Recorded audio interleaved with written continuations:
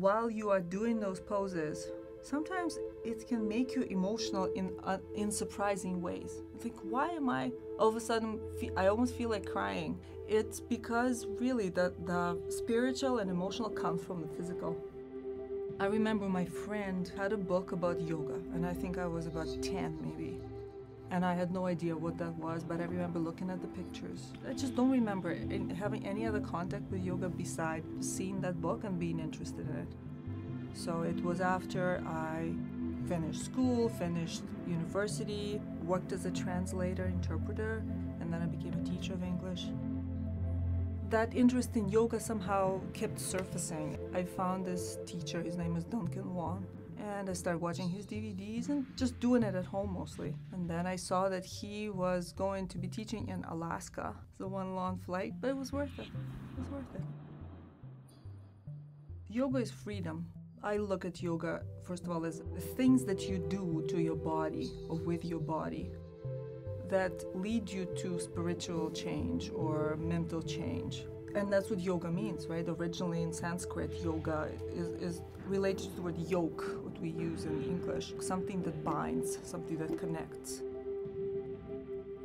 So it connects your body with other things. So whatever you believe that other world is, you call it God or energy or the universe. I do yoga so I don't walk crooked, so I don't slouch, so I don't get old before I have to get old. Doing yoga helps you age in a healthy way instead of being tied and limited by your diseases, by all those things that come from not being active. It is an excellent way to exercise with all those other benefits. Yoga is not just about stretching, it's about twisting your spine, twisting your joints.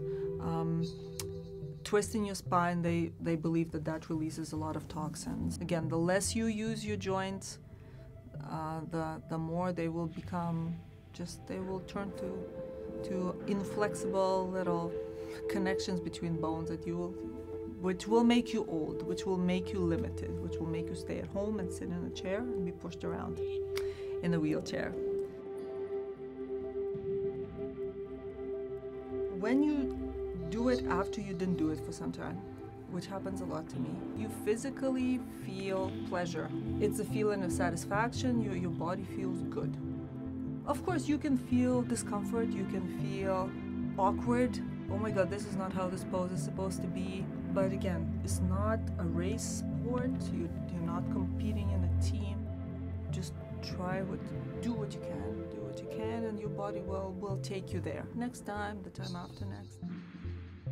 Yeah, until you've felt that or experienced that, you can be skeptical of it. Just moving, making your blood move, making your muscles stretch, because we all sit too much. We all sit in the same position too much. We sit at work, we sit at school, we sit at home on the couch, we sit when we eat, etc. And we walk or we run, but our body needs variety. That definitely affects the body. Just transporting yourself to a different place when you do yoga, that's definitely good for your mind. It's definitely necessary for your mind. So it's good to actually focus on what you're feeling right now in that pose, right? Instead of just being everywhere else. It helps me to be alone with myself. It's a very important and good skill to ignore. I've learned not to perform for anybody else. As people get older naturally, they get more limited in their range of movement, open-mindedness. They become more rigid. And yoga helps you try to stay in that other mode where you're flexible both in body and mind. To be fair, yoga is not for everybody. It needs to suit your temperament. If you want to have, again, a youthful body that continues to serve you well into your middle age and past your middle age especially. If you believe that there is some kind of a spiritual connection between a body and that universal energy, and if you believe you can tap into it, do yoga. It does do wonders. Think about your priorities in life and make time for those priorities. Can I find half an hour a day to do yoga? Will I rob myself of anything? I think most of us can easily squeeze 30 minutes at least. Movement, flow is life, is youth, is freedom.